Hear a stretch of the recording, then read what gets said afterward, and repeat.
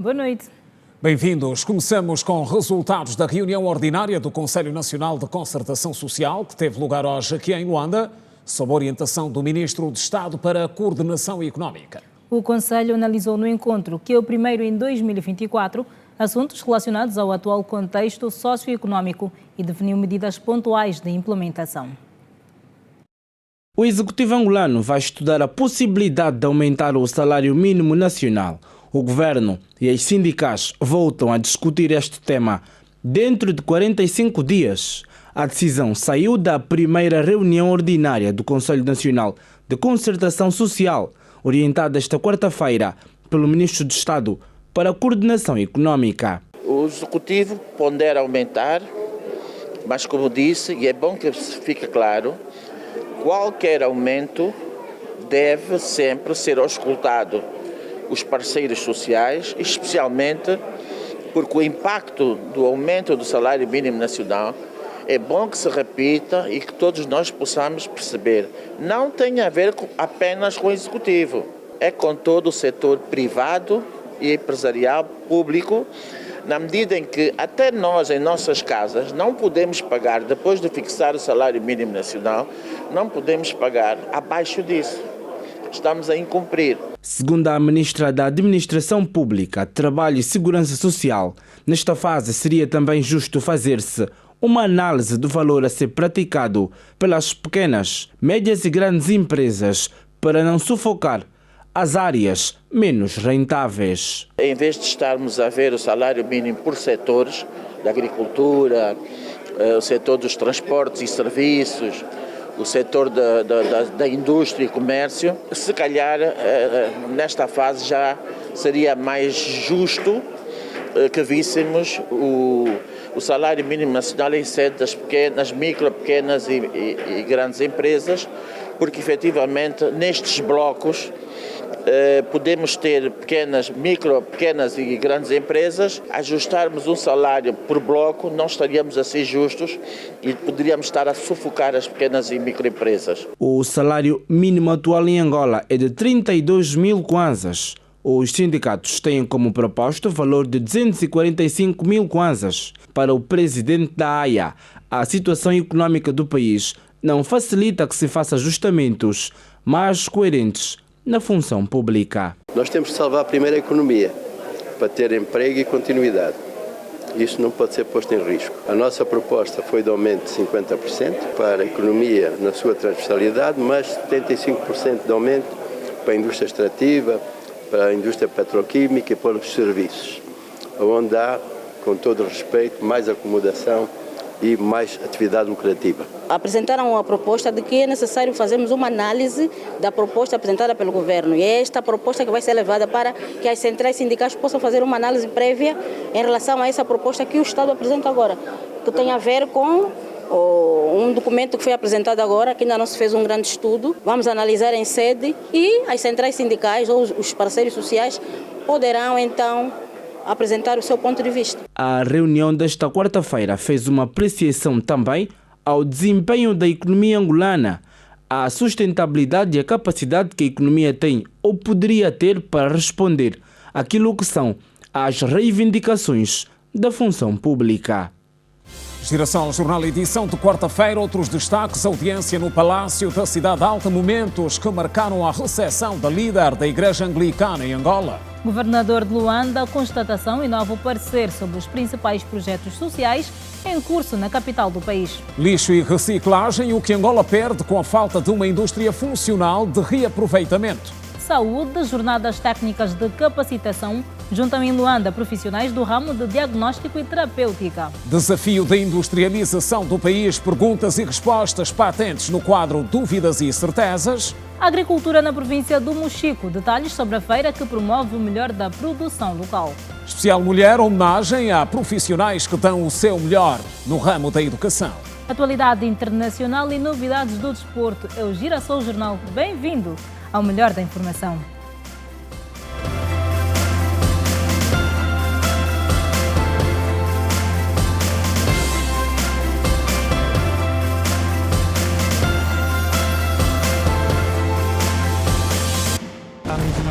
si, como iniciativa do governo. E aqui doença, tudo está conosco. É um água suja, não dá para beber. Os preços continuam na mesma. Informação segura na era de um mundo em constantes transformações. Assustamos, pisamos nessa água, nos traz febre, nos traz muitos problemas. Esta básica está muito alto. Reflexões. Uma preocupação por parte do executivo, não é, no sentido de poder repor o poder de compra. Matemática do dia a dia. Quer dizer que quando está chovendo ninguém dorme. Para além da intenção, haja também a vontade política. Contas baseadas na veracidade dos factos. Angola é o terceiro parceiro mais importante a nível da África dos Estados Unidos. O selo da verdade. De segunda a sábado. Girassol Jornal. Outra vez, boa noite. O Presidente da República recebeu hoje em audiência a primeira mulher bispa a liderar a Igreja Anglicana em Angola. No Palácio da Cidade Alta, Filomena Estevão manifestou junto do chefe de Estado a disponibilidade de a instituição que dirige apoiar o Executivo no que for necessário. A Igreja Anglicana foi fundada em 1534 no Reino Unido e foi aceita oficialmente em Angola aos 14 de fevereiro de 1922, mas só teve o seu primeiro missionário em solo nacional 33 anos depois, isto em 1955. Na qualidade de primeira mulher a liderar a igreja em Angola, Filomena Vaz foi dizer ao Presidente da República, João Lourenço, que o governo pode contar com a colaboração da comunidade anglicana. Nós viemos reiterar a nossa vontade de continuar a sermos parceiros do Estado e apoiarmos todas as iniciativas governamentais a nível social, porque o povo angolano é um povo único que estamos a liderar. Queremos, de facto, que todo angolano seja dignificado aonde estiver e a Igreja transmite os seus valores e paz espiritual em que viemos hoje dizer ao Sr. Presidente que pode contar com a Igreja Anglicana, Colégio do Bom Pastor, onde quiser que a Igreja participe, estamos prontos para podermos apoiar o nosso governo. Este apoio ao governo será garantido por 4 dioceses espalhadas pelas regiões norte e sul de Angola. Nós agora, a Igreja Anglicana, temos 4 dioceses. O nosso bispo, Dom André Soares, antes da sua reforma, criou 3 dioceses, que é a Diocese do Centro do Ige e a Diocese do Centro-Sul. E aqui em Luanda temos 2 dioceses, que é do Bom Pastor, onde eu estou, e a Divina Esperança, onde está o Bispo Bondo. A bispa lidera a Diocese do Bom Pastor, que conta com mais de 7.000 membros e abrange a região norte, nas províncias do Bengo, Zaire e Cabinda, no universo de 28.000 fiéis em todo o território nacional. A minha diocese, nesse momento, está com 7.466 membros fiéis que estamos a liderar. E o Bom Pastor, temos Danda, Cachito, Cabinda, Zaire. Zaire temos um Banza Congo, Soio, Zeto, por aí. No geral, estamos a falar de 28.000 fiéis, no geral, total em Angola. Filomena Estevão tornou-se no ano passado na primeira bispa na história das igrejas no país a assumir um dos cargos religiosos mais importantes e faz parte da Diocese do Bom Pastor, da Igreja Anglicana de Moçambique e Angola. O chefe de Estado felicitou o governo e o povo do Ghana pela celebração hoje dos 67 anos da sua independência nacional. Em mensagem enviada ao presidente da República do Ghana, Nana Akufo-Addo, o chefe de Estado angolano manifesta o interesse de Angola no reforço das relações bilaterais. E no aprofundamento de uma cooperação frutífera em todos os setores, onde os 2 países possuem potencialidades que possam ser exploradas. E na Assembleia Nacional, os deputados prestaram hoje atenção a assuntos da agenda interna, com debates sobre a questão da ética e decoro parlamentar. O que se pretende é munir os deputados com ferramentas que lhes permitam lidar com situações de fórum político consideradas delicadas. A ética e decoro parlamentar foram debatidos pelos membros da Assembleia Nacional a fim de se encontrar melhores mecanismos para a condução de seus mandatos com integridade e responsabilidade. O objetivo é munir os deputados para lidarem com situações delicadas que possam surgir no contexto político. Os deputados, no desempenho das suas funções, no cumprimento do mandato, devem sempre pautar-se por princípios da ética e de decoro e, sobretudo, a urbanidade no debate.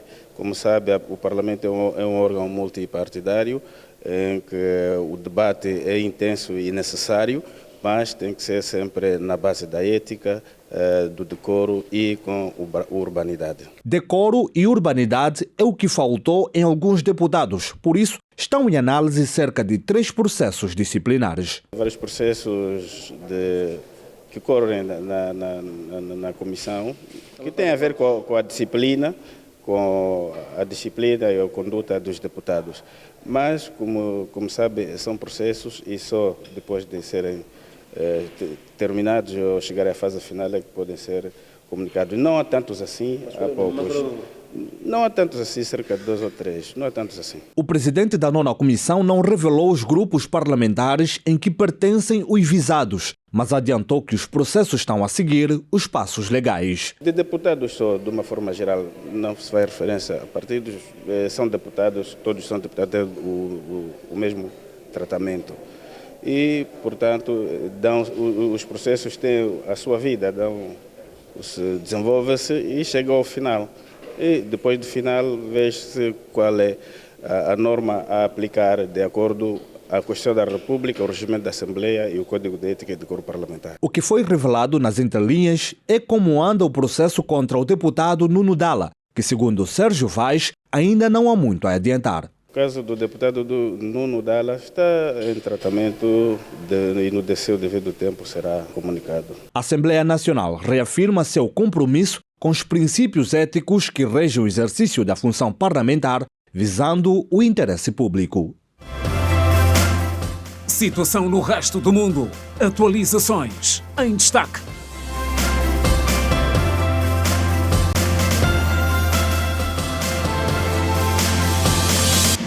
O governador de Luanda esteve hoje em jornada de campo que visou avaliar o andamento e nível de execução das principais obras sociais em curso.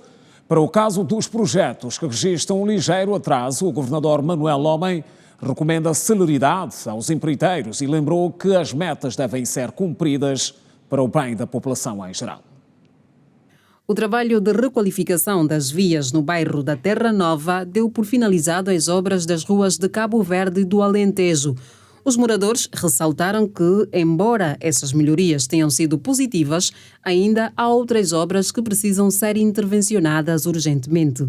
A nossa nunca mexeram, a nossa Rua das Beiras. Nunca mexeram. Como o senhor jornalista pode ver, se a gente não põe barreira nos portões, o meu portão aqui é castanho. Se a gente não põe barreira quando chove, a água entra. Águas verdes paradas nos portões, mosquito. Isso provoca aqui paludismo. A principal preocupação dos moradores é o mau estado das estradas restantes, que continuam a causar dificuldades e transtornos diariamente. Passamos mal em termos de mosquito. Só nesse momento que eles conseguiram asfaltar até este lado, mas se fores a ver, daqui para ali, a rua está mesmo mal. Digamos que se chover hoje ou se chover amanhã, não sei como é que vai ficar essa rua, porque de vez em quando temos que nos reunir os moradores, um morador vem com a pá, outro vem com a enxada, então temos que fazer mesmo vala para a água poder passar para esse lado, porque senão não tem como a água passar. A preocupação dos residentes foi nesta quarta-feira submetida ao governador de Luanda, que efetuou uma visita de constatação para verificar o progresso das obras nas ruas do Alentejo, Minho, Rua da Ilha de Cabo Verde, Lino e a Rua Henrico Gago da Graça, no distrito urbano do Rangel. Nós fizemos a intervenção com o senhor governador e falou-se da questão da rua realmente. Ele disse que até amanhã, possivelmente, irá de fazer alguma coisa para a melhoria da rua. Existem outras ruas que devem ser intervencionadas. No caso, a famosa Rua das Pedrinhas, que é uma das principais, e tem mais 2 ou 3 terciárias, que é Rua das Beiras 1, Rua do Ribatejo e Extremadura aí de baixo. O governador Manuel Homem garantiu que nos próximos dias arrancam os trabalhos para a melhoria de algumas vias no Rangel que ainda carecem de intervenção. E então viemos também aqui para constatar essa realidade e tomar medidas e orientações concretas para que os serviços da fiscalização do município de Luanda, a polícia do município e o empreiteiro possam combinar ações para que já a partir da próxima semana possamos ver ultrapassar os constrangimentos, realocando os vendedores para os mercados que estão identificados e iniciarmos imediatamente com a intervenção profunda que é preciso fazer nesta rua. À margem da visita de constatação ao andamento das obras no distrito do Rangel, Manuel Homem falou também que as vias alternativas do distrito urbano do Zango vão merecer intervenção no mais curto espaço de tempo. São mais de 12 vias alternativas no distrito urbano do Zango e a nossa preocupação enquanto governo provincial de Luanda é, no mais curto espaço de tempo, iniciarmos aquelas obras. Estamos a fazer de tudo com o Ministério das Finanças para encontrarmos a solução mais depressa possível para iniciarmos as intervenções das vias alternativas do Zango, que aliás são a nossa prioridade para o ano de 2024. Grande parte do lixo produzido um pouco por todo o país é composto de plástico e dividido entre sacos e garrafas, que constituem o maior volume dos acumulados. A ausência de uma indústria ativa de reciclagem compromete os objetivos do Plano de Preservação e Garantia da Sustentabilidade Ambiental. A reportagem mostra também como o país perde muito. Os sacos de plástico de utilização única são comuns nas bermas das estradas, nos rios, nas zonas costeiras e mercados informais, onde muitos acabam depois de deitados fora. Para gerir melhor os resíduos e prevenir o impacto na vida dos munícipes, o governo angolano criou recentemente o Plano Nacional para o Banimento de Plásticos no país, uma medida que foi aplaudida pela população. Uma vez que vai se deixar de usar o saco de plástico, nós podemos optar em fazer um uso de saco de panos. Temos também saco de papéis. É bem verdade que o saco de panos, para além de ser benéfico para nós, também será útil para usarmos constantemente, porque aquilo será algo lavável. Então será também bom para nós. Eu pelo menos uso sacolas, aquelas de pano que vendem nos fardos. E até porque antigamente tivemos os nossos sacos de pão, que agora já não se faz o uso. Provavelmente vamos voltar na antiguidade. Acho que é bom. É nos oceanos, segundo estimativa da Agência das Nações Unidas, onde 80% do lixo de plástico tem como finalidade. Para este ambientalista, a quantidade de resíduos que terminam nos mares ameaça a vida aquática e humana. Primeiro que os sacos plásticos, e não só o saco, né, o material plástico que nós vimos aqui, por conta da ação do vento, das chuvas, vai parar ao oceano. E lá acabam por servir de alimento para peixes, várias espécies marinhas, que nós naturalmente ingerimos. Então aquele saco plástico que eu vejo hoje na rua vai parar ao peixe, que vai parar ao meu estômago amanhã. E estima-se que hoje pelo menos 80% da população viva com microplásticos no organismo, que são responsáveis por causar várias doenças como temos hoje. Hoje temos vários casos de câncer, malformação congênita, tudo isso também pela poluição do plástico. Zidane Miranda entende ser fundamental reforçar-se a educação ambiental da população. Eu, por exemplo, tenho sempre um saco reutilizável. Quando vou ao supermercado, uso o meu saco para evitar comprar plástico, que vai ser descartado de forma errada e vai agravar todos os problemas ambientais. Então, existe a necessidade de promover educação ambiental, de promover consciência e levar as pessoas a hábitos mais ecológicos que acabam de ser benéficos a todos. Já a engenheira química Marlene Sebastião defende a criação de indústrias de reciclagem de plásticos para se evitar a contaminação dos recursos hídricos. Quanto menos indústrias do gênero nós tivermos, mais essas consequências da contaminação, por exemplo, dos mares, contaminação dos recursos hídricos e até dos próprios animais, essas consequências irão aumentar significativamente, porque não vai ter como é que eu digo, um ciclo fechado, né? As coisas estão a ser produzidas, mas na hora da decomposição vai ser feita de forma natural, que dura longos e longos anos para isso acontecer. Para reduzir a poluição por plásticos, segundo alguns especialistas, estabelecimentos devem ser autorizados a distribuir sacos reutilizáveis mediante pagamento de uma taxa adequada que evite que sejam tratados como sacos de utilização única. Falamos de saúde a seguir. No Complexo Hospitalar Cardeal Dom Alexandre do Nascimento foi hoje aberta a primeira edição das Jornadas Técnico-Profissionais sobre Diagnóstico e Terapêutica. Trata-se de um momento de troca de experiências e conhecimentos entre profissionais de todo o país.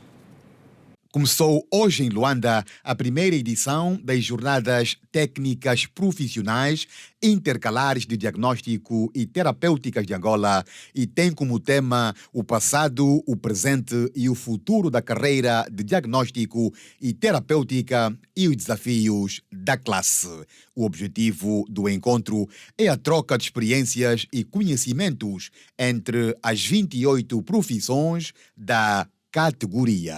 É um conjunto de profissões que englobam a Câmara Representativa dos Técnicos de Diagnóstico e Terapêutica e pensamos que aqui estão reunidas todos os profissionais desta classe para uma troca de experiências, para conhecimento e, se calhar, muita inovação. O diretor do Serviço de Neurocirurgia do Complexo Hospitalar Cardeal Dom Alexandre do Nascimento, Jamel Kitumba, reitera que a direção do referido hospital sente-se lisonjeado pelo facto de receber uma atividade de tamanha magnitude e por ser uma classe muito importante. Uma classe muito importante, porque nós fazemos, na nossa parte, tratamento, patologias muito complexas e que são dependentes de diagnósticos certos, diagnósticos corretos. E nós temos um grande grupo profissional aliado a esta parte de diagnóstica e terapêutica cá no hospital e no Ministério todo, no Ministério da Saúde, e que precisam de discutir vários assuntos e terem aí terrenos comuns e linguagens também comuns para melhorar a sua prestação também de cuidado dentro da sua área de especialidade. Penso que essa vai ser a grande guia, luz a guiar este grupo de sessões. Serão cerca de 5 sessões, pelo que a Câmara Representativa se dispõe a organizar, em que vão, nessas 5 sessões, distribuídas aqui em diferentes meses, juntar as diferentes profissões. São cerca de 28 profissões de diagnóstico e terapêutica nesta carreira. Eles vão juntá-las para discutir assuntos diversos e chegarem então a tornarem linguagens e formas de falar mais comuns na sua prática.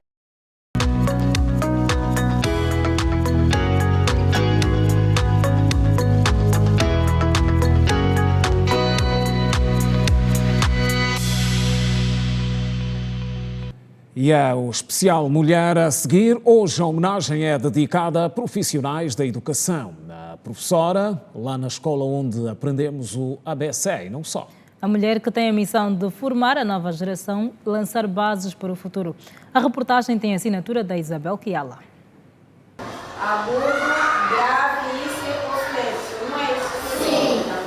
As mulheres educadoras são fundamentais na formação de crianças, adolescentes e jovens. Elas são protagonistas na educação angolana e precisam ter o reconhecimento dos seus trabalhos importantes para a sociedade, como defende Maria Machado, professora há mais de 40 anos. O seu maior orgulho é saber que contribui de alguma forma para a educação do futuro deste país. É difícil depois ser mãe. A pessoa quando sai daqui, a cabeça está quente.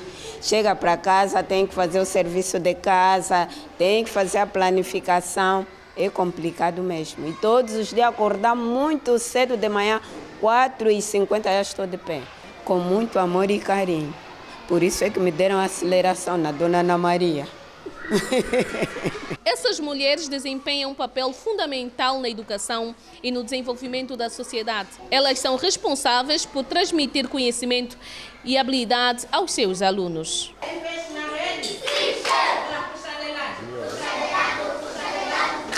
Para Beatriz Ginga, professora há mais de 30 anos, o tempo e a experiência levou-lhe a olhar os desafios como um aprendizado. Lidar com as crianças é mesmo um bocadinho difícil, mas sendo professora já há muitos anos, quer dizer que para nós somos mães, professora, encarregada, tudo aqui nós fazemos desempenhamos esse papel. Porque lidar com a criança não é mesmo fácil. Criança é sempre criança. Mas sendo professora, nós já sabemos acautelar como é que é, os pontos negativos da criança, para que a criança possa se concentrar principalmente para a aula. Queremos contar de 2 em 2. Primeiro aqui, nós temos aqui quanto? Temos quanto? Temos 1. Nem todos os alunos têm aquelas condições, os materiais escolares, podemos dizer, alimentação também. Crianças vêm com fome. Às vezes temos que dar os lanches, tirar do nosso bocado e poder alimentar eles para poderem só prestar um pouquinho da atenção da aula. Outros desafios também é mesmo aprendizado. Nós aqui não temos assim especialista em psicopedagogo e temos que trabalhar 2 funções, trabalhar como professor e como psicólogos. Para esta profissional da educação, a vontade de ensinar sempre falou mais alto que as suas limitações. Então, eu tenho mesmo essa veia de ensinar. Hoje estamos aqui para podermos transmitir aqueles conhecimentos que nós aprendemos aos nossos alunos e não só. Uma salva de palmas. Não estou ouvindo nada. Bate mais com força. Baixa um pouquinho.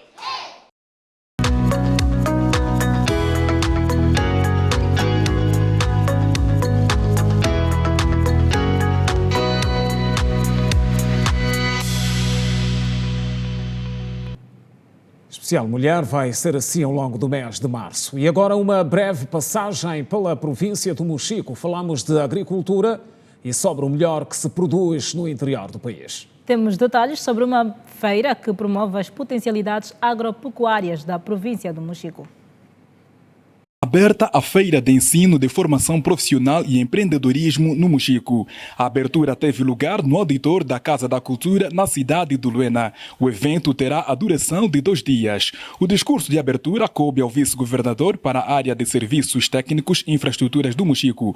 Wilson Augusto Chinyama defendeu o compromisso contínuo do governo local com a educação de qualidade para o desenvolvimento do país.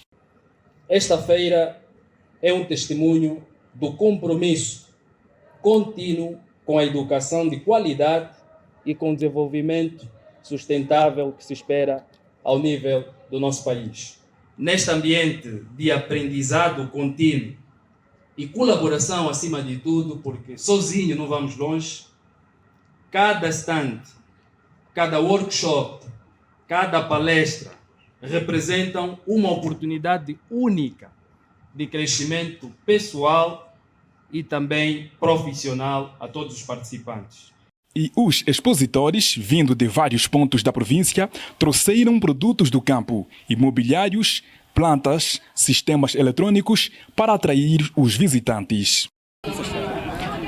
Trouxemos produtos do campo, que é a batata, cenoura, pimenta e repolho. Aqui na feira nós trouxemos uma inovação, trouxemos uma chocadeira, uma incubadora de ovos de galinhas, trouxemos também plantas enxertadas de citrinos e além disso trouxemos também um fertilizante orgânico produzido a nível da escola a um custo menos elevado, que é um fertilizante à base das plantas e também inseticida natural à base das plantas. Na ocasião, o diretor do Gabinete Provincial da Educação do Mochico disse que o objetivo da feira é de estimular a ideia criativa dos estudantes das escolas técnicas de formação profissional.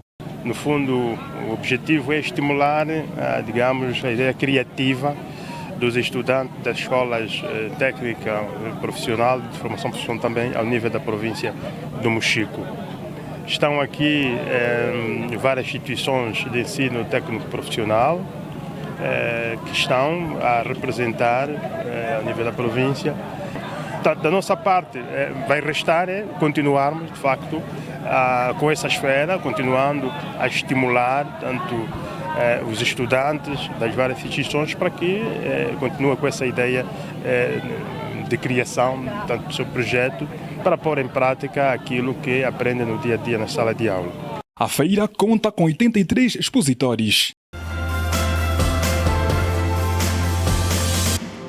Regresso das notícias, saudações renovadas. O petróleo continua em alta, com o preço acima dos $80 para o Brent, que serve de referência para as exportações angolanas. E numa altura em que foi prorrogado por mais 2 semanas o processo de venda por bolsas de ações da primeira empresa petrolífera que aderiu à Bodiva. Foi prorrogado para mais 2 semanas o prazo do processo de venda de ações em bolsa da petrolífera angolana, a CREP. A prorrogação deve-se à escassez de liquidez no mercado, resultante de emissões de dívida pública e também das dificuldades verificadas na apresentação de declarações de aceitação, que conduziu à concentração de pedidos de abertura de conta e coincidiram com o final do período da oferta. Os interessados devem possuir no mínimo 75 mil kwanzas. Para comprar ações da CREP, primeiro deverá ter algum capital poupado.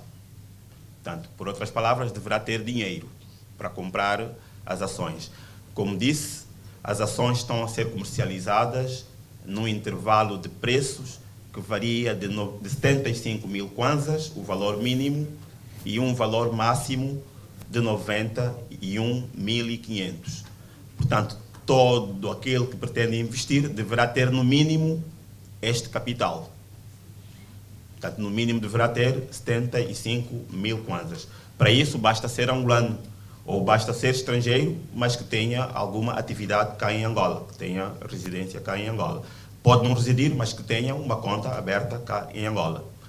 O prazo de vigência da oferta pública global é uma decisão aprovada pela Comissão do Mercado de Capitais que irá implicar na permanência em vigor até 15 horas do dia 15 de março de 2024. A petrolífera angolana, no ano passado, teve um volume de negócio acima dos $40 milhões. O ano passado nós tivemos vendas à volta de 431.500 barris vendidos e temos 33 milhões de barris de óleo equivalente em reservas P2. Temos 196 milhões de barris de óleo equivalente em reservas e recursos. E o nosso volume de negócios o ano passado, portanto, foi de 41,8 milhões de dólares. Temos também um EBITDA o ano passado de 25,5 milhões de dólares. Neste momento temos 52 colaboradores. A CREP investe já há 2 décadas na pesquisa e produção de recursos petrolíferos em Angola, sendo atualmente a segunda empresa nacional privada a deter o estatuto de operador de petróleo e gás, e perspectiva-se agora que venha a ser a primeira empresa do setor energético cujas ações se encontram admitidas à negociação na Bolsa de Dívida e Valores de Angola, Bodiva.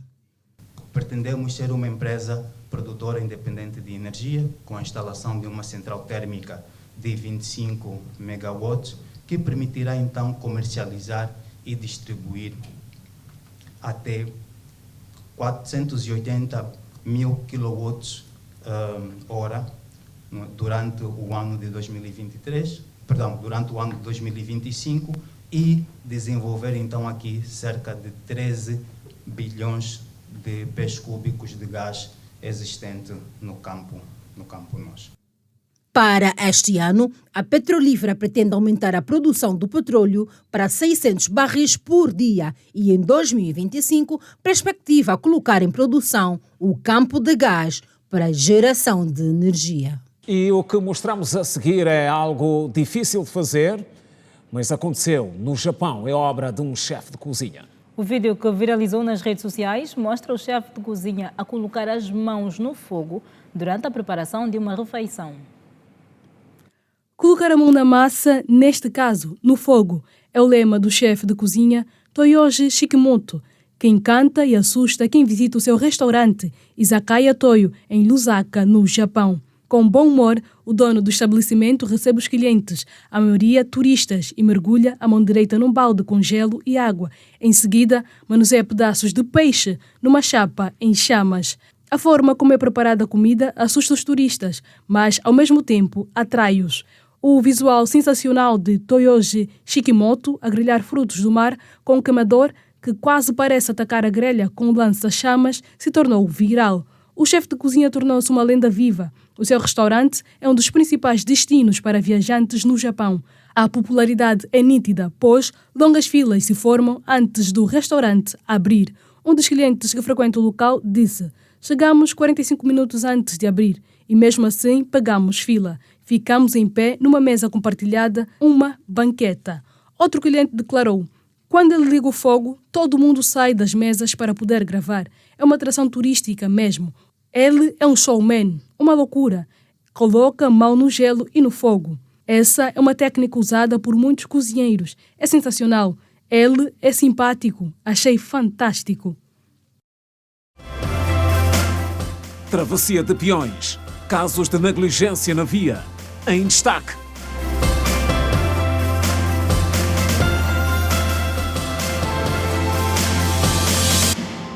E é exatamente sobre isso que falamos a seguir. No quadro geral de mortes nas estradas, os atropelamentos aparecem em grande número e a preocupação é nacional.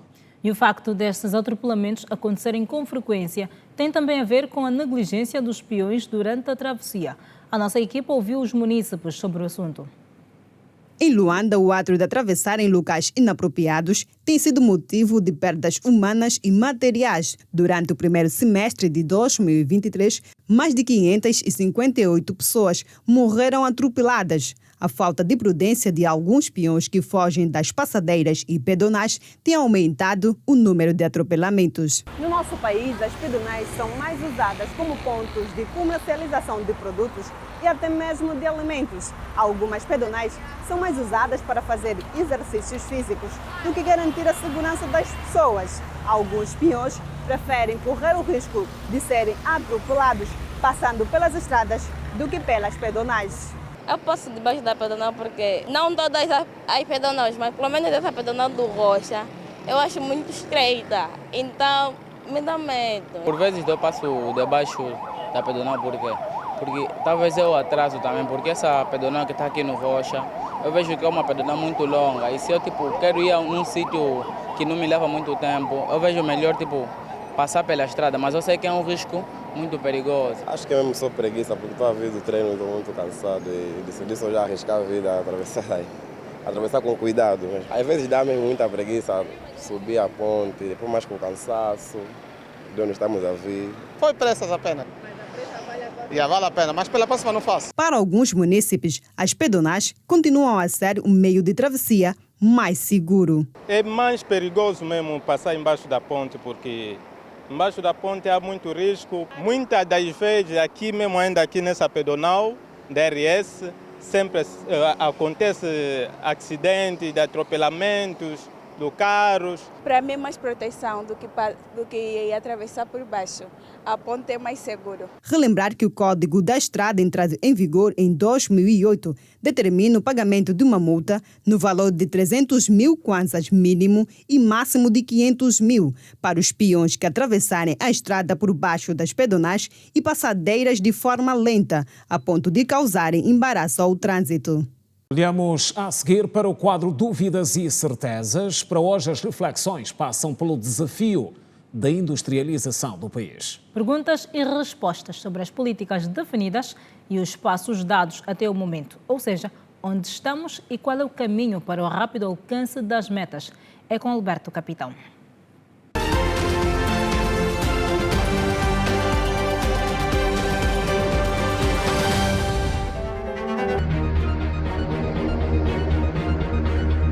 Se nós vamos ter indústria, se nós vamos industrializar o país, claramente que devemos ter pessoas capacitadas para trabalhar nessas indústrias, não é? Então é importante continuar a apostar na educação, não só a nível genérico, não é? Mas a nível de especialização. Porque quando falamos de industrialização é necessário ter especialistas em determinadas áreas.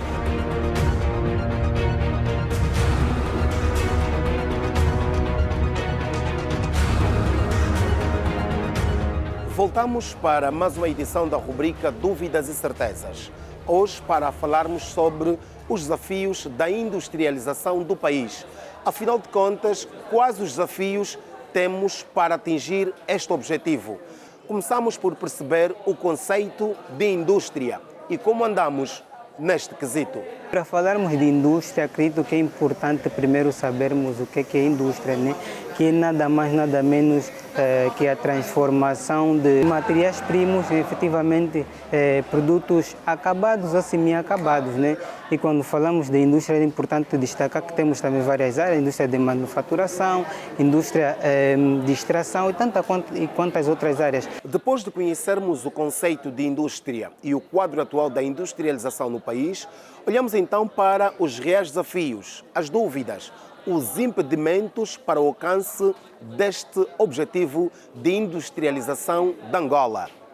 As estradas e principalmente a energia são dois dos grandes impedimentos, como diz o professor Jacinto Zinga. Quando eu falo de infraestrutura, não me refiro especificamente às infraestruturas que vão ser usadas na indústria, mas aquelas que estão diretamente ligadas ao nosso país. Por exemplo, as estradas. É necessário que nós tenhamos estradas suficientes e bem organizadas para que haja circulação, porque essa questão do transporte é muito importante quando falamos de indústria. E outra questão também importante, ainda falando de transporte, seriam as vias alternativas. Quando eu falo de vias alternativas, refiro-me a, por exemplo, as vias aeroportuárias, que por acaso já é uma área que está a ser investida, como podemos ver a inauguração do novo aeroporto internacional, e também a vias ferroviárias, né? Que também é um projeto que já está a ser apostado, pois embora não é ainda suficiente, há que se apostar mais nessas áreas.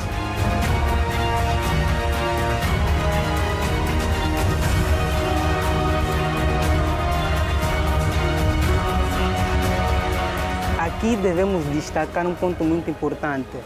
Existem várias alternativas de obtenção de energia e, felizmente, o nosso país tem capacidade, tem matérias suficientes para a produção dessas energias. Estou a me referir, por exemplo, à energia solar. Não é? Nós temos um país que há sol em todo lado. Então, por que não investir a nível de energia solar? Se por acaso se apostar também em energia eólica ou energia térmica, e não só muito em energia que nós estamos acostumados a usar nisso, realmente melhora aquela questão de energia que nós temos do nosso país, que tem muitas zonas que estão sem energia, mas é como se diz, não só bate em todo lado. Se apostar nesse lado de energia eólica também, o vento, o sol, bate em todo lado. Se apostar realmente nessas áreas, podemos melhorar realmente aquela questão da energia, a falta de energia que nós temos no nosso país. Identificamos as infraestruturas e também a energia como dois dos grandes impedimentos no processo de desenvolvimento da indústria. Um grande desafio para Angola. Aliás, este é um dos desafios mais importantes do atual executivo angolano. Mas a questão é que, de acordo com números do Ministério da Energia e Águas, o país está eletrificado em apenas cerca de 43%, números abaixo dos exigidos para a industrialização de um determinado território. O que fazer? Está lançado o desafio. Agora, mãos a obras. Até a próxima edição da rubrica Dúvidas e Certezas. Estamos juntos.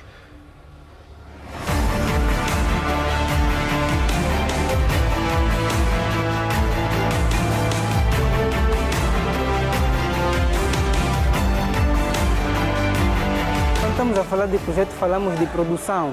Falamos de investimento. Investimento. Quem vai produzir? Precisamos de indústria. Então é importante termos as indústrias para que esses projetos que vão crescendo, que vão sendo lapidados, depois possam ser produzidos, porque nós não vamos ter que mandar mais os nossos projetos num outro país para que sejam reproduzidos. Nós temos matérias-primas. Por que não apostar em indústria para que esses materiais-primos sejam transformados em produtos acabados e possamos fazer a utilização desses produtos no nosso dia a dia?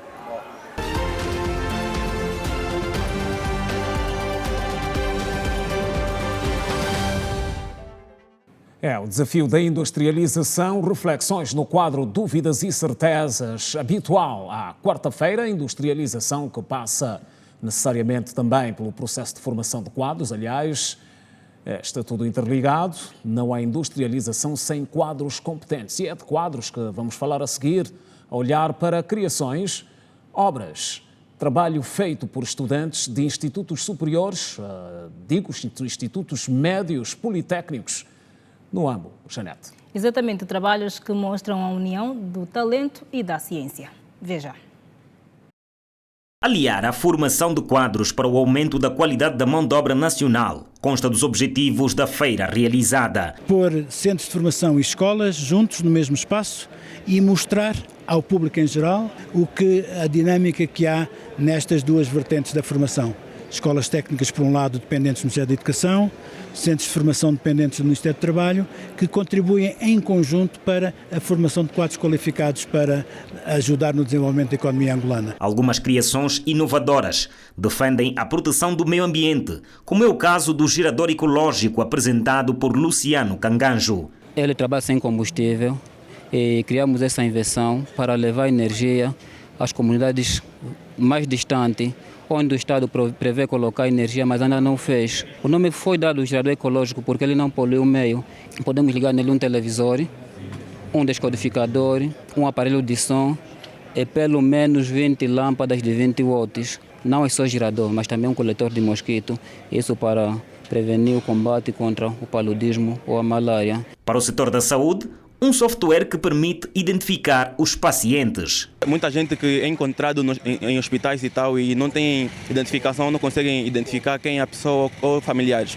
E esse projeto focaliza com apenas a tua impressão digital, nós teremos um sistema de cadastro onde terá o cadastro de informações como o teu nome, a idade e também terá uma ficha médica. E com apenas a impressão digital, os doutores poderão pelo menos saber se ele tem alguma DST, tem, por exemplo, uma doença que não pode tomar algum certo medicamento. O inversor artesanal, uma solução econômica para as famílias mais carentes na redução do consumo de energia elétrica. Um inversor artesanal sai barato, a depender do sítio onde vamos utilizar. Por exemplo, este aqui, apenas utilizamos uma bateria de 12 volts e um transformador de 12 que entra 12 e sai 220 volts. As famílias terão mais economia, ela economiza mais energia e os bolsos também. A massificação do ensino técnico profissional apresenta-se assim como uma promoção do empreendedorismo no seio juvenil. Há um empenho muito grande das escolas públicas e privadas no sentido de massificar tanto o ensino técnico profissional, olhando sempre para a qualidade. É também digno de realce a veia empreendedora que estamos aqui a encontrar. Não precisa nenhuma fonte de combustível para que o mesmo funcione. A título de exemplo, vou ligar o gerador. Como verifica-se, a ficha saiu do gerador e entrou na TV. Vou ligar a TV. A TV. Em seguida, vou ligar o descodificador. Vou ligar pelo menos uma lâmpada. Isso para iluminar o espaço escuro do período noturno. Então, nesse silêncio, ele funciona, o que de uma outra forma pode ser ligado dentro, não polui. Diferente dos geradores que já existem, eles deitam o dióxido de carbono que, de certa forma, se tiver trabalho dentro de uma residência, pode poluir aquele meio e ceifar vidas. Bom, os resultados de escolas no AMBO, ou seja, o produto daquilo que se ensina, Janete. Exatamente, a demonstração de muita criatividade. E é com a criatividade que terminamos a edição de quarta-feira do Girassol Jornal. Obrigada pela companhia de sempre. O jornal volta amanhã, à mesma hora, 19h45. Boa noite, fique bem.